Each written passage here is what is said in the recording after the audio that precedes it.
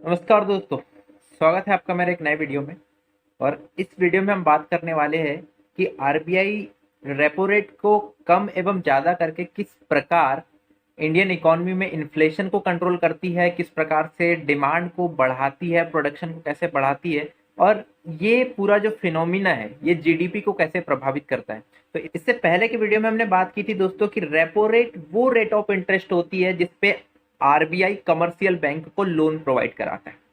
अर्थात में अगर मैं बात करूं कि अगर रेपो रेट कम है तो आरबीआई कमर्शियल बैंक को सस्ते लोन प्रोवाइड कराएगा, और अगर कमर्शियल बैंक को ही सस्ते लोन मिल रहे हैं तो कमर्शियल बैंक पब्लिक को भी सस्ते लोन प्रोवाइड कराएगा।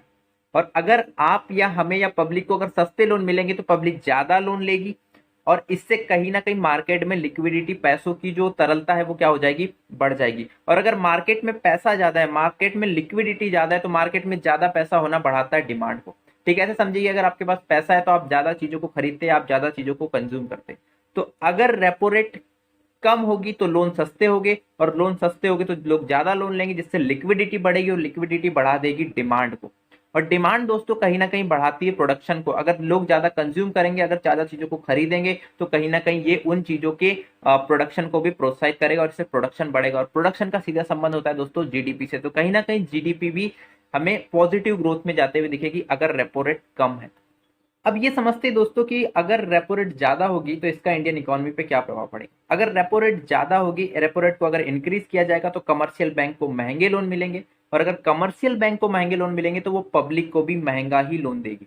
इसका सिंपल मतलब ये है कि लोन महंगे हो जाएंगे, और लोन महंगे हो जाएंगे तो कहीं ना कहीं लोग कम लोन लेंगे। और कम लोन लेने का मतलब आपको पता है दोस्तों कि मार्केट में लिक्विडिटी कम हो जाएगी, मार्केट में पैसा कम हो जाएगा। और अगर मार्केट में पैसा कम होता है तो कहीं ना कहीं ये प्रभावित करेगा डिमांड को, और इससे डिमांड क्या हो जाएगी, कम हो जाएगी।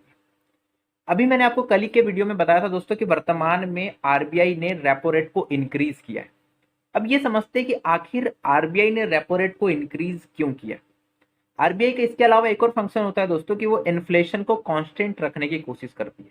जैसा कि मैंने आपको बताया कि अगर इन्फ्लेशन तेजी से बढ़ेगी तो नेसेसरी गुड्स हमारी रीच से बाहर हो सकते हैं। ऐसी स्थिति में आरबीआई ये इंश्योर करती है कि इन्फ्लेशन रेट ज्यादा तेजी से ना बढ़े। और वर्तमान में भी यही किया जा रहा है दोस्तों, क्योंकि अगर रेपो रेट बहुत सस्ती होगी, लोन बहुत सस्ते होंगे, मार्केट में बहुत ज्यादा पैसा होगा, तो कहीं ना कहीं लोग ज्यादा लोन लेंगे, तो पैसा बढ़ेगा, और पैसे से कहीं ना कहीं दोस्तों सीधे बढ़ती है डिमांड।